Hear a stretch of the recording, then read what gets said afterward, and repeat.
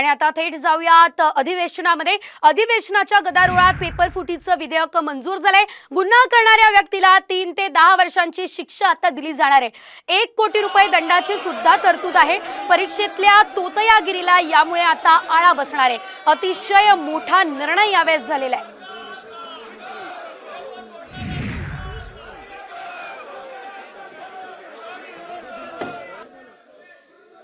Paper leak विरोधी कायदा 2024 लागू करण्याची अधिसूचना आता जारी झाली आहे। फसवणूक आणि अनियमितता रोखण्यासाठी हा निर्णय घेण्यात आलाय। उत्तरपत्रिकेत छेडछाड केल्यास 3 वर्षांचा कारावास भोगावा लागेल। पेपर फोडणाऱ्याला 10 लाखांपर्यंतचा दंड आहे। परीक्षा आयोजित करणाऱ्याला 1 कोटी रुपयांपर्यंतचा दंड आहे।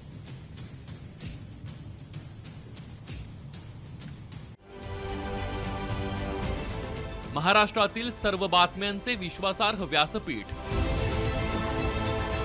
सकाळच्या सर्व सोशल मीडिया प्लॅटफॉर्मला लाईक, फॉलो आणि सबस्क्राईब करा। तसंच सर्व नोटिफिकेशनसाठी बेल आयकॉन प्रेस करायला विसरू नका।